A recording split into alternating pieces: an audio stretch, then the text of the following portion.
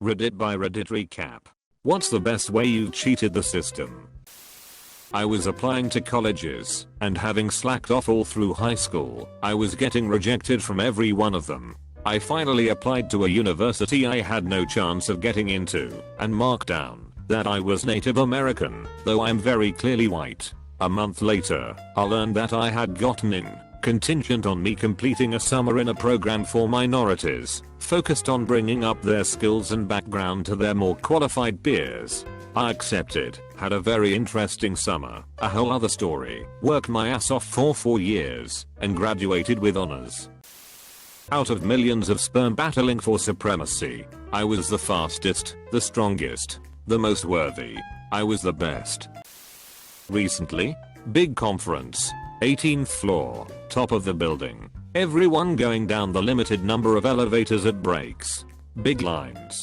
People are not going down the stairs by one floor, because if you hit down you just get a completely packed elevator. My solution? Go down a floor. Hit up. Board empty elevator. Welcome people on at the 18th and enjoy my quick trip down. The greatest hacks are the simplest. Though it would have been better if it didn't fail the categorical imperative. Of course, if I wasn't an American I'd just take the stairs all the way down. This goes back a ways, when you could still park in front of airports, but got a ticket if you parked longer than 15 minutes or so. At least in Syracuse.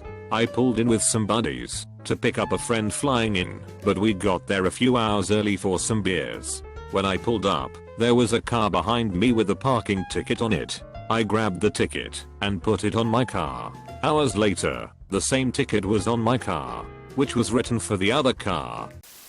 My high school was somewhat strict about absences. They would do handwriting comparisons with previous notes. The first I was late / tardy / whatever, I took the actual note my mother would write and rewrote it in my exact crappy 15-year-old's handwriting on loose leaf paper, signed my mother's name, and handed it in. When the folks in the principal's office smelled BS, they called my mother and asked her if she wrote the note, which of course she did. For the rest of the year I was writing my own notes for skipping school. When I landed from my international flight there was what looked like a 1 to 2 hour line for nothing to declare, and no line for something to declare. One of the options to declare things was food items, and since I had a can of cashews in my back I just wrote down can of nuts value, $2 and went through the declare line. Needless to say they didn't give a shit about my nuts, but they scanned me through, and I was on my merry way in 0 minutes. Every day on my way to work, I got a can of ginger ale. Every day, 25 cents plopped into the machine. Every day, a cold can of refreshing soda fell out. Until one fateful day, I dropped my quarter in, and 2 gleaming cans of ginger ale popped out. Then, in that instant of time, I knew that destiny had greater plans for me. That was the day I became enlightened. I had reached spiritual soda moksha. The universe revealed itself to me. I understood universal constants. I could find Earth-like planets in a blink of an eye. Mother Nature herself bowed before my power. Some call me a god.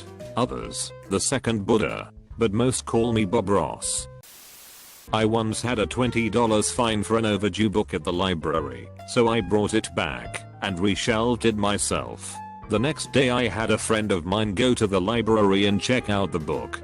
The system said the book was out, so they scanned it back in, and my friend checked it out. I later went to check my outstanding fine, and it was erased. They must have assumed that the mistake was on their end, which is what I was banking on.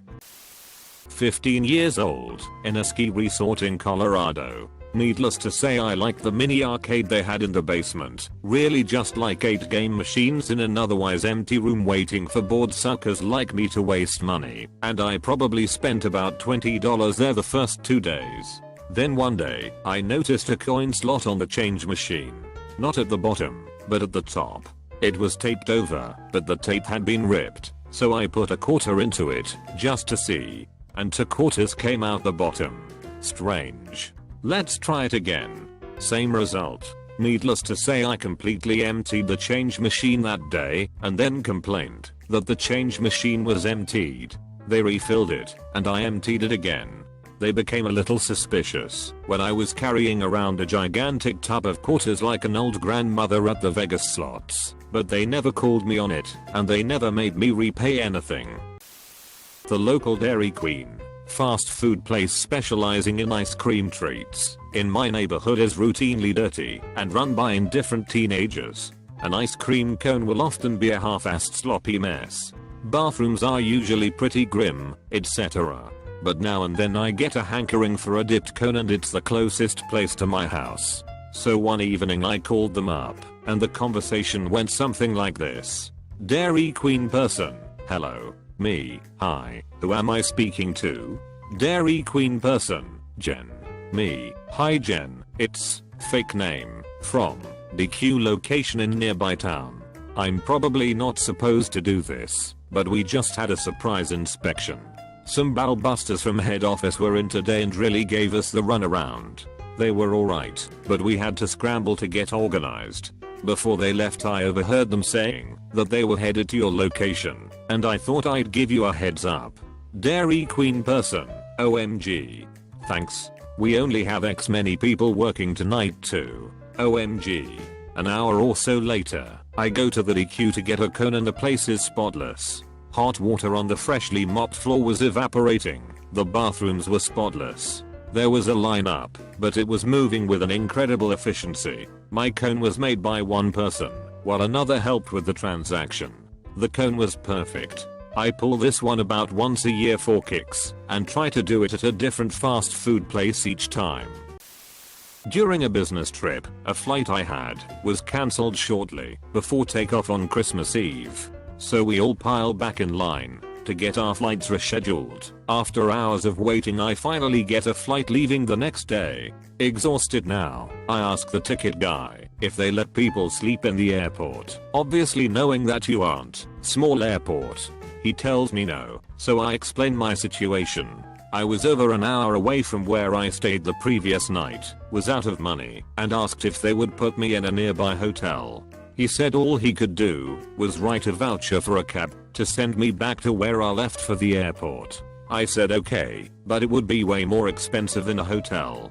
Again he said it was all he could do, and wrote a cab voucher for $250.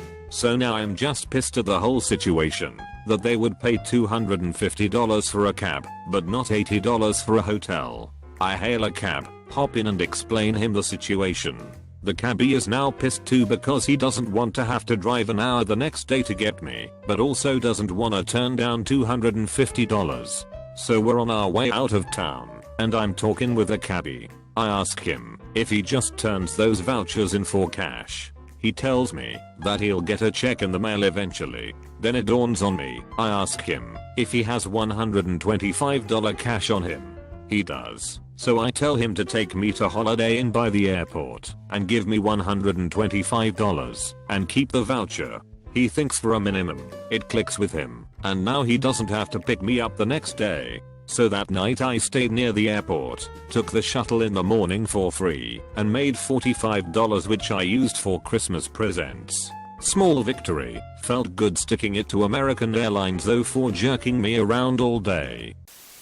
When I was 16, a friend and I created a website with fake reviews of concerts in the Washington, D.C. area that we didn't actually go to. Once we had built it up to our satisfaction, we used it as credentials to gain backstage access to a huge D.C. area music festival 3 years in a row. A simple call to the radio station that sponsored the event got us free passes and access to hang out with and interview most of the bands, including Cypress Hill, Coldplay, Social Distortion and Offspring.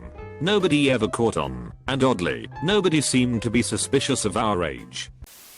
When I was a teenager I worked for one of those crappy call centers with one of those horrible micromanaging plans. So they would divide us into teams with team leaders. So one day they switched our teams and I noticed that they never placed me in another team, therefore never accounted for. So I would go in every day, clock and go home, or whatever, then come back and clock out. Eventually I got too lazy for this and just paid a girl to clock me in and out. This lasted for a month and a half before anyone ever noticed.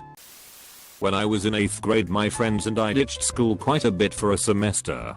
This was back before automated systems that called home for absences.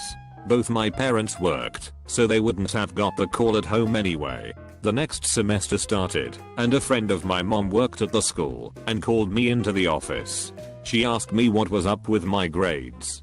Apparently she would check the grades for her friends' kids. She showed my current grades. D's and I's, incompletes, an nice F. My GPA is a 0. 63. I say whoa, I have no idea, those have to be wrong. She then tells me to get her the right grades from my teachers. She gives me a form and sends me on my way. Nothing on the paper but 3 columns: class, grade, teacher signature. I was freaking out walking around to my teachers. I then decided that, since I had been actually going to my classes that semester so far, I should ask for my current semester grades. So I asked all of them for my grade for the current semester instead of the prior one. All of my current grades were A's and B's, and all of the teachers signed it and didn't question the form at all. I took the form back to my mom's friend and she changed all my grades. My parents never knew about it. I went to a Catholic HS and was forced to go to mass once a week. They'd ring a bell and everyone would walk into the gym en masse. For 3 years I would quickly open up a side door, hop in my car, go buy an Egg McMuffin, and hang out at a nearby Harley dealer. After an hour, I'd head back to school and go to my next class. The one time I did go, I was right in the first row. I gulped down all of the wine before the third person, out of 400, could even get to it. The lady serving it was straight horrified. Worked from home computer programmer, moved to China without telling my company, still do my work via internet, still commit to SVN, still respond to emails, still make conference calls, etc. Benefits include cheap rent, cheap food, cheap girls, don't have to have my mom call and yell at me about random shit anymore, ATC rum and cokes all day long, avoid the first $90k of us taxes, out of the country 330 plus days, avoid Chinese taxes, because they think I'm an extended tourist, learn a language. Handmade suits for $90, the list goes on and on. Best comment of the day. Had an ex cheat on me and then break up with me when I found out. So I asked her to move out. She could not afford to move out unless she moved to her parents' home. If she did, that she would lose her job and school. So I told her my car broke down, and if she would let me use her car she could stay till she got on her feet. So I accidentally got a couple parking tickets, and 7 months later she finally moved out. On her way out she stole some items of mine, electronics, and etc. Total of about 6k worth of stuff. I knew this because the manager saw her leaving with it and called me. I immediately called the cops.